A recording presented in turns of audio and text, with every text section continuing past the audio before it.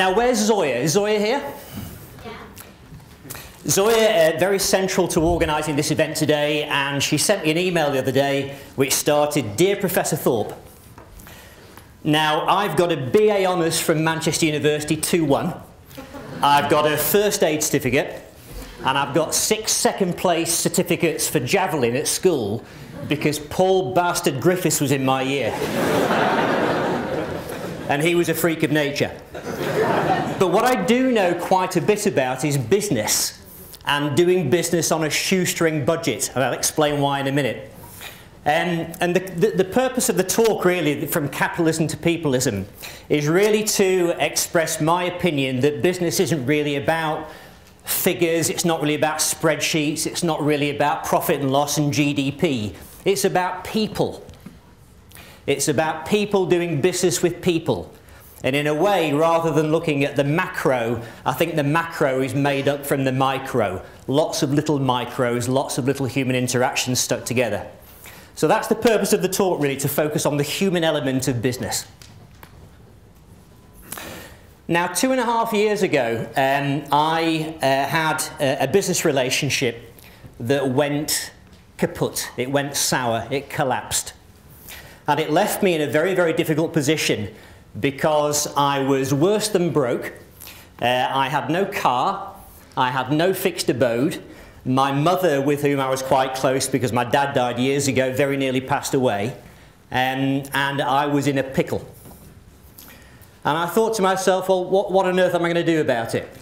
Well, I came from a sporting background, so I suppose my instinct was to respond to a challenge and rise to a challenge. So I set up a new business and started out down the route of rebuilding.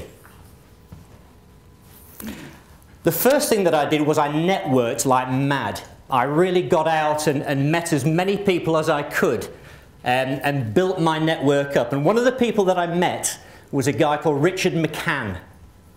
Now, Richard McCann helped me to put my situation into perspective because Richard came from an abusive family based somewhere in Leeds, I think. And to cut a long story short, Richard's mother was the first victim of the Yorkshire Ripper. And I thought I had problems. And life probably got even a little bit worse for Richard after that happened to him because he's only about 7 or 8 when that occurred. So that helped. Meeting people like Richard helped to put my situation into perspective. The other thing that I did was I read a lot. And I mentioned I had no fixed abode, and that was because I was going through a divorce. Did I mention that as well? This was all pre-recession. I thought I'd get my meltdown in early. Yeah? I read a lot, and one of the people that I'd met had a spare room in his house. He said, well, do you want to come and stay with me for a while? I have a spare room. I'll put you up just until you get yourself sorted out. And he had the most extraordinary library of self-help and personal development books and business books. And I just devoured this stuff. I really enjoyed reading it. So what I want to talk about now is some of the stuff that I used because I decided to conduct an experiment.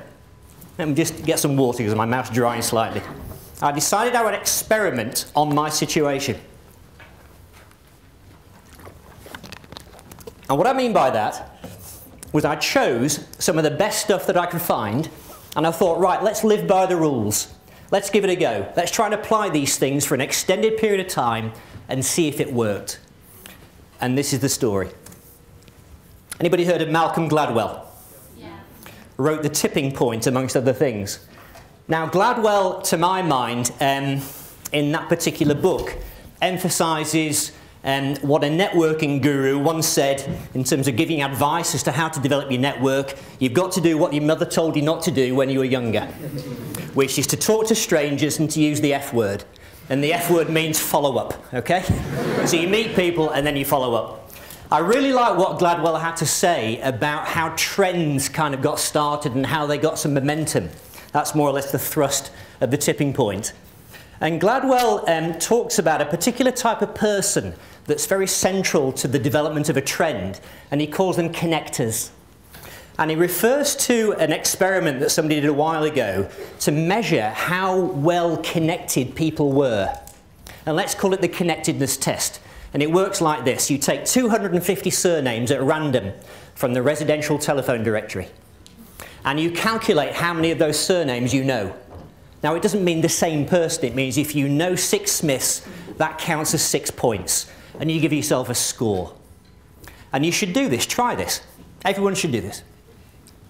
And if you score 12, then you need to get out more. Or maybe need to shower more often, or whatever it happens to be. But if you score somewhere in the high double digits, or maybe 100, then the chances are you're very well connected. You're very good at accumulating connections and acquaintances. And that can be very, very useful to you in business. So I talk to everybody. It drives my kids mad. Why are you talking to that guy? Who's heard of Tony Robbins? Yeah, probably the most successful and wealthy motivational speaker in the world. You can tell why he's a hero of mine. And he talks about focus. Where's your focus? And he uses the principle that you tend to get more of what you focus on. So if you focus on problems, if you focus on the things that aren't very good in your life, you'll suck more of them in. And it's true. So what I tried to do is I tried to focus on things that were good. I tried to focus on things that I wanted. I tried to have some very, very clear goals. And stuff started coming in that complemented those goals. It's very powerful. And something happened to me in Manchester Piccadilly railway station that underlined this very point. I was sat with a friend of mine who was also a trainer, and we were talking about some of the people we read and really admired and some of the stuff we use in our training. And we talked about Seth Godin. I'll mention him in a moment. We talked about Malcolm Gladwell. We talked about Tom Peters. And blow me down if Malcolm Gladwell didn't walk in. And I thought that was scary. He walked past me to get a coffee in Manchester. And this guy lives in New York. He's all over the world. He makes a zillion quid every year from selling books and doing this sort of stuff. And he walked in. And I took it as a sign that if you focus on something, if you take an interest in something, as Michael was saying, show curiosity for things, then stuff starts to get sucked in. It's like you suck it in like a black hole. Anybody heard of Seth Godin? He wrote The Purple Cow, all about being remarkable.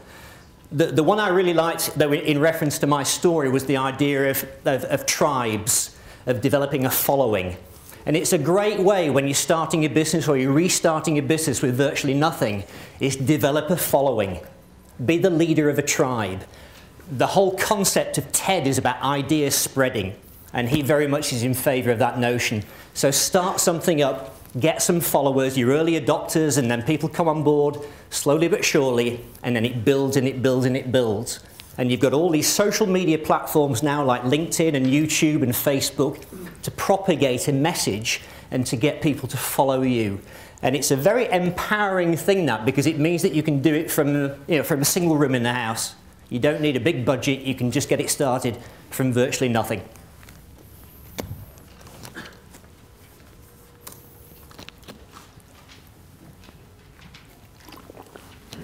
Stephen Covey. Anybody heard of him? The 7 Habits of Highly Effective People. And one of the things that Covey says is you've got to try and get into other people's shoes. And it's something that business people struggle with because they have a product to sell, they have a message to give, they've got an agenda of their own, and they're always trying to force it onto other people. And a personal example of this is that when I was younger, I went to the Museum of Natural History in London. Has anybody been? It's an amazing place, in a big Gothic building, dinosaurs, lizards, absolutely incredible place.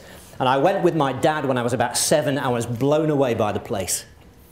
And I took my eldest son, Matthew, when he was 7, on a train to the History Museum in London, kind of recreating the experience. So we made an adventure of it, went on the train, did the whole thing. We did the lizards, we did the spiders, the creepy crawlies, the snakes, the dinosaurs. There was a blue whale. I don't know if it's still there, if it swum off by now, but it's still there maybe. We did the whole lot in a day. Absolutely astonishing. And on the way home, we did the debrief. Of all of the things you've seen today, Matthew, from the dinosaurs to the lizards, the apes, the creepy crawlies, the snakes, what's the thing you enjoyed the most? And he said, the Maltesers you bought me from the shop.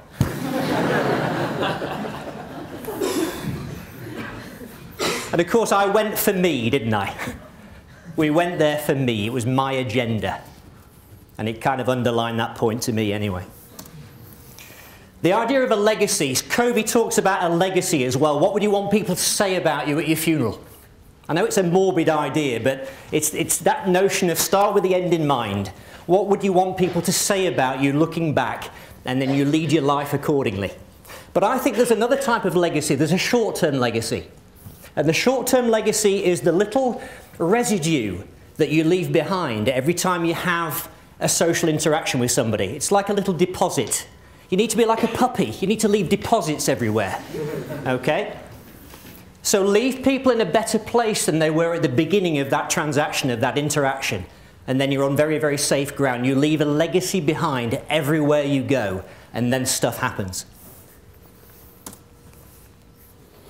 So I suppose in essence what I'm moving towards here is the idea of humanizing your approach to doing business. I mean, I know you're not in business necessarily now, but some of you may go forward and be so.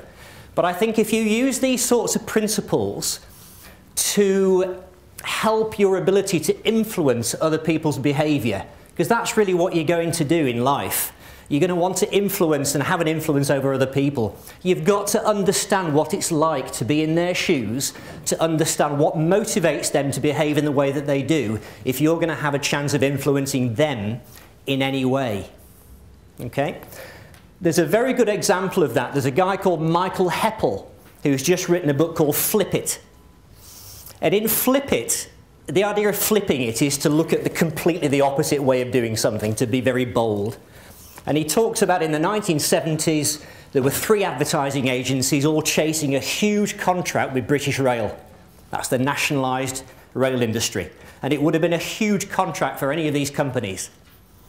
2 of the companies took the conventional approach of wining and dining the chairman and the board, of doing amazing presentations for them, of mocking up commercials for them, in the hope that they would get the deal. The 3rd agency did it differently. They flipped it. And what they did was they invited the chairman and the board to their offices, and the receptionist was a bit rude. And the room they put them in was a bit dingy. There were only 8 seats and there were 9 people in the meeting. The tea was lukewarm and the sandwiches were a bit stale. The chairman and the board were not impressed. And the atmosphere in the room was tense, to say the least. And then after about half an hour of this, the boss of the advertising agency stood up and said, "This is how your customers think about your service." And they got the job. So can you see how he flipped it? He made them think what it was like to be a customer. And that's a very, very powerful thing to do. Very powerful indeed. I'm actually ahead of time, so I'm going to tell you one more story. Ahead of time. And this relates again to, it relates to what you were saying before, Michael, about conversations, about sometimes we don't listen terribly well. And I went to a business event in Manchester some time ago. And I was wandering around, not with any particular intention of going on that stand or that stand or that stand. And I caught the eye of let's call him Jeff, to save his blushes, give him some anonymity. And I said to Jeff, "Hi Jeff, how's it going?" And he said, "Fantastic. Let me just point you towards this." So he showed me the computer screen. They did some clever software of, matching up people who were looking for jobs to people who wanted to fill vacancies. We've got this amazing software. If you just look at this, you'll see if we press here, we've got these clients, sales are going like this, we've got to press this button. 10 minutes of verbal vomiting over me. He was very excited. And he said, Andrew, when you're hiring staff, do you not find that, you've got this issue? I said, well, I don't really hire staff. That's not what I do. He said, well, maybe your HR manager. When your HR manager has to fill a vacancy, there's just me. I'm the business. And his face went like that. He said, oh, well, you won't be interested in this then, will you? I said, well, it's not really for me personally, but maybe the 200 or so companies I have a link with might be interested. And then he went, oh. Well, what do you do then? that came 15 minutes into the conversation before he asked me anything about me.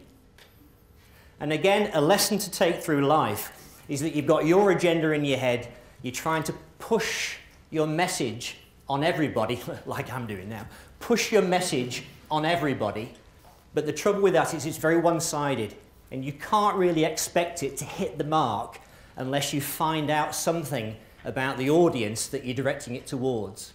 What motivates them, what's in their world, you've got to get into their shoes. And it's not easy to do. It's not easy to do. Just briefly, one silly story. I was walking down the road with my son Peter the other day. He's 11 and we were talking about Tiger Woods. And he said, we were talking about his very public downfall, and he said, Dad, do you reckon he's running short of money? And I said, well, I don't know. I mean, he probably needs to get on the golf course again now. You know, he's spending a lot of time at home. And he says, well, yeah, no. He says, he does watch adverts a lot. And I said, well, people who stay at home a lot do tend to watch a lot of telly. And he said, no, he does watch adverts, like for Rolex. I wasn't listening to him, really. We had two conversations that were going in the same direction, but we were not really on the same lane. Yeah? And that principle of getting some connection between two people when they're in a conversation is very interesting. Quite often you'll get two people who talk at each other, but they're not really connecting, because invariably one party has a message, an agenda on their mind, the other party has a message and an agenda on their mind, and they don't connect. So as you were saying before, Michael, and I totally buy into this, one of the most important skills that you'll ever have if you're either running a business or you're managing people or you're a parent and you're trying to get your child to tidy their room and they're 15, is that you've got to get into their world and understand what motivates them before whatever you say can hope to hit the mark. So just to wrap up, you might ask, well, did the experiment work, Andrew? Well, I haven't bought my yacht yet, but the network that I have is now astonishing using these principles. My mother's a lot better, thankfully. She hasn't passed away, bless her. And she's been a great source of comfort and support for me during my hour of need. And things are starting to happen because of the principles that I've tried to put into place. So the overall theme here is don't look at business as spreadsheets and figures. It's about people, and it's about understanding people, and that's how you get your message across. Thank you.